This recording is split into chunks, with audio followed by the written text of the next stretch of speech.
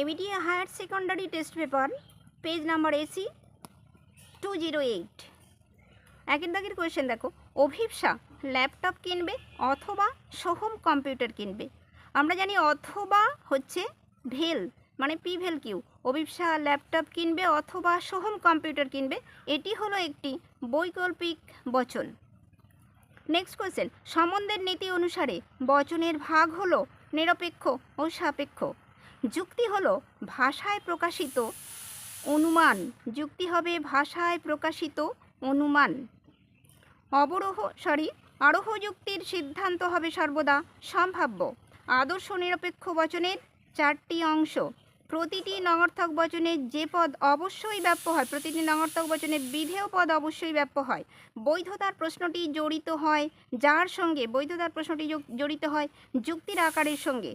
বচনের বিরোধিতার ক্ষেত্রে সামান্য সদর্থক বচন সত্য হলে একই উদ্দেশ্য বিধেয়যুক্ত বিশেষ নঙর্থক বচনের সত্যমূল্য কী হবে, এটিকে আমরা প্রসেসিং করে দেখে নেব।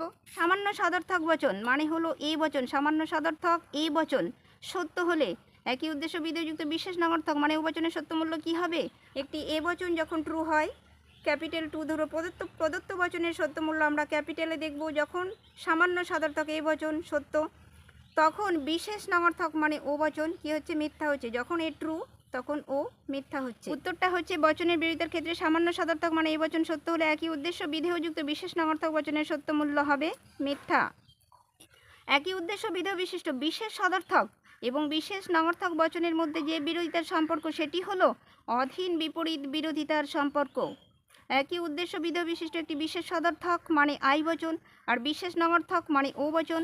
আমরা জানি আই এবং ও বচনের মধ্যে অধীন বিপরীত বিরোধিতার সম্বন্ধ আছে, অধীন বিপরীত বিরোধিতা। ব্যবর্তন মানে হলো বিবর্তন। ব্যবর্তনও বলা হয়, ববর্তনও বলা হয়, বিবর্তনও বলা হয়, প্রতিবর্তনও বলা হয়। ব্যবর্তনের ক্ষেত্রে যা পরিবর্তিত হয় তা হলো গুণ। ফেরিশন মূর্তিটি বৈধ হয় যে সংস্থানে, ফেরিশন মূর্তিটি বৈধ হয় যে সংস্থানে সেটি হলো তৃতীয় সংস্থান। একবারটি পড়ে নিতে পারি, ডারাপটি ডাটিসি ফিলাপটন ফেরিশন, ডারাপটি ডাটিসি ফিলাপটন ফেরিশন, ফেরিশন মূর্তিটি বৈধ হয় তৃতীয় সংস্থানে। যদি পি তাহলে কিউ, কিউ নয় অতএব পি নয়। আমরা করি, যদি পি তবে কি আছে আরেকবার দেখে নিই, যদি পি তাহলে কিউ, তাহলে যদি পি তবে কিউ, এটি প্রথম হেতুবাক্য। দ্বিতীয় হেতুবাক্যে বলছে যদি পি তবে কিউ, কিউ নয়, আমরা দ্বিতীয় হেতুবাক্যে লিখছি কিউ নয়, অতএব সিদ্ধান্তে বলছে পি নয়। আরেকবার দেখে নাও, যদি পি তাহলে কিউ মানে যদি পি তবে কিউ, কিউ নয় অতএব পি নয়। আমরা এটা ঠিক এঁকেছি। এবার এটিকে আমি ফরম্যাটে নিয়ে যাচ্ছি। যদি তবে মানে হচ্ছে প্রাকল্পিক, প্রথম হেতুবাক্য হলো পি ইমপ্লাইজ কিউ, দ্বিতীয় হেতুবাক্যে কিউ নয় মানে হলো নট কিউ, সিদ্ধান্তে পি নয় মানে নট পি।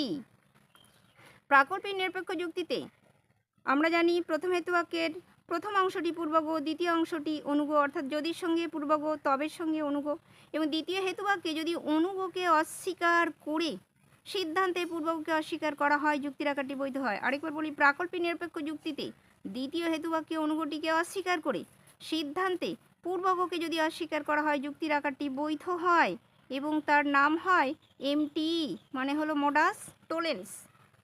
তাহলে এবার আমরা উত্তরটা দেখে নিই। উত্তর অপশান হচ্ছে এই যুক্তিটি যৌগিক বচনটি যুক্তির আকারটি হবে এমটি, অপশান হচ্ছে এমটি, বৈধ এমটি। নেক্সট কোশ্চেন, পিভেল কিউ যৌগিক বচনটি মিথ্যা হবে যদি, কখন মিথ্যা হয় আমরা এটা অনেকবার প্রসেসিং করে দেখিয়েছি আর যাচ্ছি না। পিভেল কিউ দুজনেই মিথ্যা হলে তবে যৌগিক বচনটি মিথ্যা হয়। দেখব দুজনেই মিথ্যা কোথায়, পি মিথ্যা এবং কিউ মিথ্যা হয়। অপশান বিতে বলছে যখন পিও মিথ্যা কিউ মিথ্যা তখন পিভেল কিউ মিথ্যা হবে। নেক্সট কোশ্চেনে আসি, খেলা চলবে যদি না বৃষ্টি হয়। ঠিক সেম কোশ্চেন আমরা আগে একটা পেজে দেখিয়েছি। যদি না বৃষ্টি হয়, বৃষ্টিকে আর ধরছি, খেলাকে এম ধরছি, বৃষ্টি যদি না হয় মানে not R implies M, option উত্তর এ। নেক্সট কোশ্চেন, কোনো কোনো ছাত্র নয় অকবি, বচনটির ভেনচিত্র আমরা এটিকে আরেকবার করে দেখতে পারি। ছাত্রের জন্য এস ধরলাম, কবির জন্য পি ধরলাম, SP bar not equal to 0। এখান থেকে শুরু করি।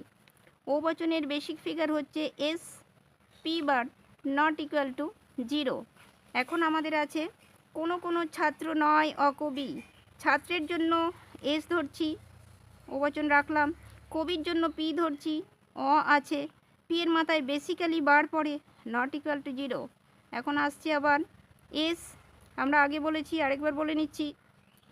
পি এর মাথায় বারটা রাখলাম, অটাকে তুলে দিয়ে বার হিসেবে যার আগে অ আছে তার মাথায় বার বসে, not equal to 0। SP double bar not equal to 0, double বার উঠে গিয়ে প্লেন পি রয়ে গেল, এসপি নট ইকুয়াল টু 0। এটার থেকে আমরা ভেনচিত্র অঙ্কন করব। এসপি নট ইকুয়াল টু 0 আমরা একটি অঙ্কন করব। একটি এস বৃত্ত নিলাম, একটি পরস্পরছেদী বৃত্ত অঙ্কন করতে হবে। দুটি বচনের মধ্যে সম্পর্ক নির্ধারণ বা নির্দেশন করার জন্য আমরা দুটি বচন পরস্পরছেদী বৃত্ত নেব, এস বৃত্ত পি বৃত্ত। এসপি অঞ্চল কোনটা? যে জায়গাটাতে এসেরও অঞ্চল আছে এবং পি এরও অঞ্চল আছে। আমরা দেখছি এই অঞ্চলটাতে এস বৃত্ত রয়েছে, এই সীমানা বোঝাচ্ছে।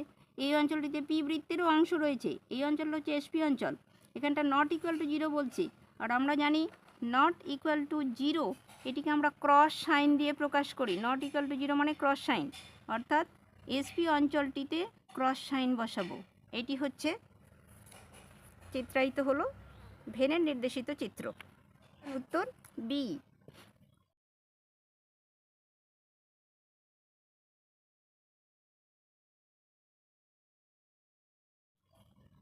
নেক্সট কোশ্চেন, আরোহ অনুমানের সমস্যাটি হলো সামান্যীকরণ।